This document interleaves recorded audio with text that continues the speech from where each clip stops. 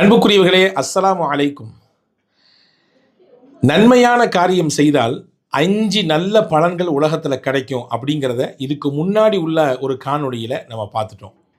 இப்போ நன்மை செய்யாமல் ஒருத்தர் இருக்கிறாரு, நன்மையின் பக்கம் அவருக்கு ஆர்வம் வர்றதில்லை, ப்ளஸ் கூடுதலாக நிறைய தப்பு பண்ணுறாரு, அல்லாஹ் தடுத்த விஷயங்களை செய்கிறாரு, மார்க்க அனுமதிக்காத அந்த விஷயங்களை எல்லாம் சர்வசாதாரணமாக செய்கிறாரு. எல்லாத்துக்கும் மார்க்க ஒரு பவுண்ட்ரி வச்சிருக்கு.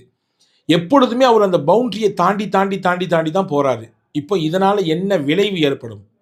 ஹஸரத் அப்துல்லாஹ் இப்னு அப்பாஸ் ரலியல்லாஹு சொல்கிறாங்க, 5 விதமான கெட்ட விளைவு ஏற்படும். அந்த 5 விதமான கெட்ட விளைவு என்னன்றதை நம்ம தெரிஞ்சுக்கணும் அப்படின்னு நீங்கள் ஆசைப்பட்டீங்கன்னா இந்த காணொலியை முழுசாக பாருங்கள். உங்களுக்கு கண்டிப்பாக நல்ல நாலேஜ் கிடைக்கும். இதில் உங்களுக்கு இது பிடிச்சிருந்தா நீங்கள் சேவ் பண்ணி வச்சுட்டு வாழ்க்கையில் இந்த மாதிரி காரியத்தை செஞ்சிடக்கூடாது அப்படிங்கிறதுல உறுதியாக இருங்க. உங்களுக்கு தெரிஞ்ச நண்பர்கள்ட்ட, உங்கள் குடும்பத்தினர்கள்ட்ட இந்த விஷயத்தை ஷேர் பண்ணி நன்மைகளில் நீங்கள் கூட்டாளியாக ஆகிக்கொள்ளுங்கள். வாங்க வீடியோக்குள்ளே போகலாம். 5 விதமான கெடுதிகள் நமக்கு நடக்கும். எப்போ நடக்கும்? நன்மையும் நம்ம செய்கிறதில்ல. நன்மைன்னா வெறுமன்ன பள்ளிவாசல்லே கிடக்கணுன்றது கிடையாதுங்க. எப்பொழுதுமே கையில் தஸ்பியோடு சுற்றணுன்றது கிடையாதுங்க.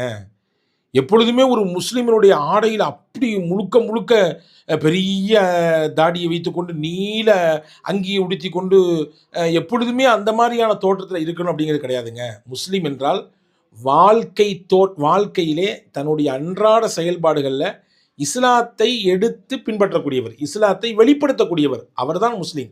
அப்படித்தானே அர்த்தம். வெறுமன்ன தோற்றத்தை மட்டும் வைத்து கிடையாத, அல்லது ஒரு பவுண்ட்ரிக்குள்ளே இருந்தால் மட்டும்தான், அல்லது ஒரு கேம்பஸில் ஒரு மஸ்ஜிதினுடைய அந்த காம்பவுண்டுக்குள்ளே இருந்தாலோ, அல்லது மற்ற இந்த மாதிரி தீனுடைய இதாராக்கள், மார்க்கத்தினுடைய நிறுவனங்களுடைய அந்த கேம்பஸ்குள்ளே இருந்தால் மட்டும்தானோ அப்படின்ற மாதிரி கிடையாத. எங்கே இருந்தாலும் நன்மைகள் செய்யலாமே, எங்கே இருந்தாலும் தொழலாமே, எங்கே இருந்தாலும் நாம் அல்லாஹ்வை திக்ர் செய்யலாமே. அப்போது நன்மைகள் செய்யல, இறைவன் தடுத்ததை மார்க்கம் விதித்த அந்த எல்லையை மீறி நடந்தார். நிறைய தப்பு செய்கிறாரு, பாவங்கள் செய்கிறாரு. சின்ன சின்ன பாவங்களும் கூட அது தொடர்மையானால் அதுவே ஒரு பெரிய சுமையாயிரும். ஒரு பாவம் ஒரு மனிதன் செய்தால் அவனுடைய உள்ளத்தில் ஒரு கரும்புள்ளி விழுதுன்னு நாங்கள் ரசூலுல்லாஹ். அந்த கரும்புள்ளி தொடர்ச்சியாக விழுதுட்டே இருந்தால் என்னங்க ஆகும்? அது அப்படியே அது பெரிய புள்ளியாக மாறிடாதா? அல்லாஹ்வுக்கு சங்கடத்தை தரக்கூடிய, கோபத்தை தரக்கூடிய, ஒரு கஷ்டத்தை தரக்கூடியதாக அது ஆயிராதா? அப்போது பாவம் செய்கிறாரு, நன்மையும் செய்கிறதில்ல, தீமையான காரியங்களை ஈடுபடுறாரு, அல்லாஹ் தடுத்த விஷயங்களை தொடர்ச்சியாக செய்கிறாரு. இவருக்கு என்ன நடக்கும்? உலகத்தில் 5 விதமான விளைவுகள் ஏற்படும். இப்னு அப்பாஸ் ரலியல்லாஹு சொல்கிறாங்க, முதல் விளைவு என்ன தெரியுமா? உள்ளத்தில் அல்லாஹ் அவருக்கு இருளை கொடுத்து விடுவான். எப்பொழுதுமே மன நெருக்கடியாக இருக்கும், ஸ்ட்ரெஸ்லே இருப்பார், ஒரு விதமான மன அழுத்தத்திலே இருப்பார். ஏதாவது ஒரு ரூபத்தில் அவருக்கு மன அழுத்தம் வரும். குடும்பத்தை நினச்சி வரும், அல்லது அவருடைய தொழிலை நினச்சி வரும், அல்லது பிள்ளைங்களை நினச்சி வரும், அல்லது மனைவி நினச்சி வரலாம், கணவனை நினச்சி வரலாம், அல்லது வேறு ஏதாவது ஒரு ரூபத்தில் நினச்சி பார்க்காத இடத்துலேருந்து ஒரு ஸ்ட்ரெஸ்ஸை இறைவன் தந்துடலாம். அப்போது இதெல்லாம் இறைவன் கொடுப்பதல்ல, அவராக தானாக வாங்கி கொள்வது. நன்மை செய்யாமல் தொடர்ச்சியாக தீமைகளையும் தவறுகளையும் செய்வதனாலே அல்லாஹ் கொடுக்கக்கூடிய முதல் நெருக்கடி என்னன்னா, உள்ளத்தில் ஒரு விதமான இருளை தந்து விடுவான். மன அழுத்தத்தோடு அவர் சுற்றுவார். 1. 2வது என்ன தெரியுமா?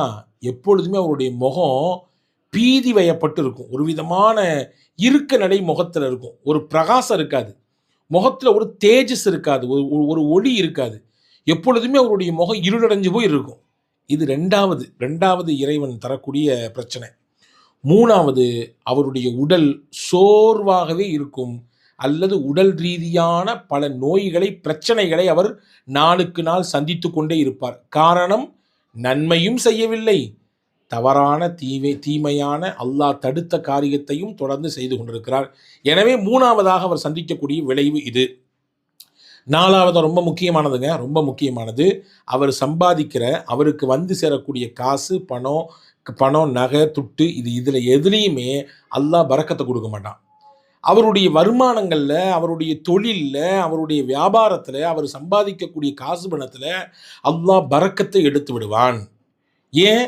நன்மையும் செய்கிறதில்ல, தவறான மார்க்கம் அனுமதிக்காத அல்லாஹ் தடுத்த காரியங்களை செய்கிறதுனால அவருக்கு வரக்கூடிய காசு பணத்தில், அவருடைய சம்பாத்தியத்தில் அல்லாஹ் பரக்கத்தை தூக்கிடுவான்.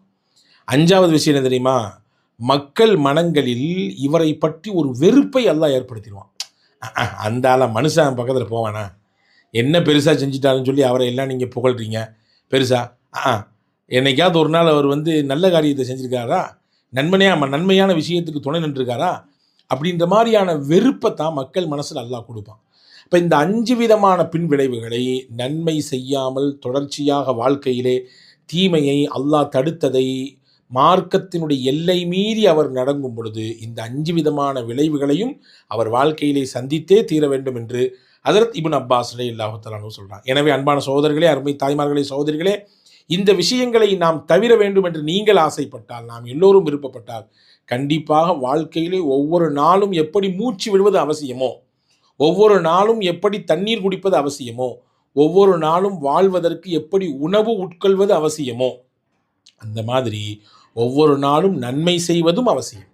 நன்மையை விட்டோம் நாம் கெட்டோம் என்பதை நீங்கள் புரிந்து கொள்ளுங்கள். எனவே இப்னு அப்பாஸ் ரலியல்லாஹு தஆலா அவருடைய இந்த வார்த்தையை நம்ம உள்வாங்கிக்கிட்டு இனிவரும் காலங்களில் தொடர்ச்சியாக நல்லறங்கள் செய்வோம், தீமைகளை தவறுகளை தவிர்த்து கொள்வோம். அதன் வழியாக இந்த 5 பெரிய பின் விளைவுகளிலிருந்தும் பெரிய கேடுகளிலிருந்தும் நாம் தப்பித்துக் கொள்வோம். எல்லாம் வல்ல அல்லாஹ் நம் யாவருக்கும் தௌஃபீக் செய்வானாக. வஸ்ஸலாம். அஸ்ஸலாமு அலைக்கும்.